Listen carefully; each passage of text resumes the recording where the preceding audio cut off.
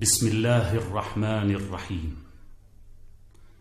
كافها يا عين صاد. ذكر رحمة ربك عبده زكريا إذ نادى ربه نداء خفيا قال رب إني وهن العظم مني واشتعل الرأس شيبا ولم أكن بدعائك رب شقيا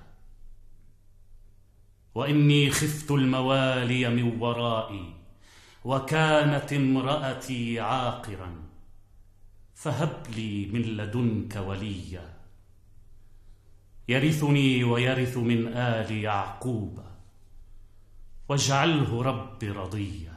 به نام خداوند بی اندازه مهربان نهایت بارک. کاف ها یا عین صاد. این ذکر است از رحمت پروردگارت به بنده‌اش زکریا هنگامی که پروردگارش را به آهستگی دعا کرد و گفت ای پروردگار من، بیگمان استخوانم ضعیف شده و پیری بر موهای سر من شعله‌ور شده است و من از اجابت نیایش به درگاه تو هرگز محروم ساخته نشدم و من از وابستگانی که از عقب من میمانند بیمناکم و زنم نازای است. پس به من از نزد خودت جانشین عنایت فرما که وارث من و وارث اولاد یعقوب شود و ای پروردگارم او را مورد خوشنودی خیش بگردان. گفتیم ای زکریا، بیگمان تو را به فرزندی بشارت میدهم که نام او یحیی است.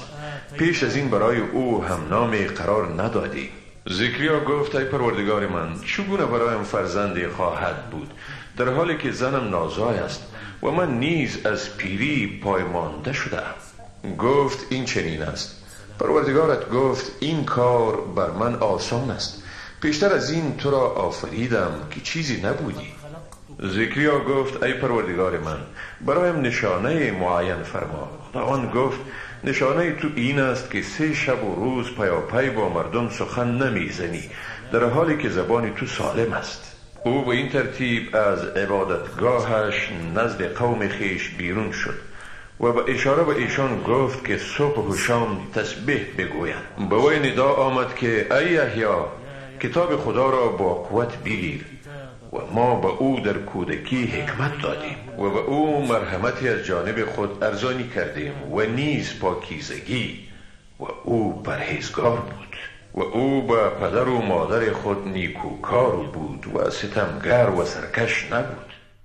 و سلام علیه یوم ولد و یوم. سلام بر او در روزی که تولد شد، روزی که می میرد و روزی که باز زنده برانگیخته می شود. حقاکی چون این سخنها به عیسی مسیح نیز از آن سرچشمه فرستاده شده بود.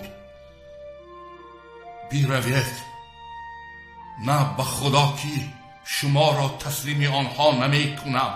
چی قدری می خواهید اینجا بمانید؟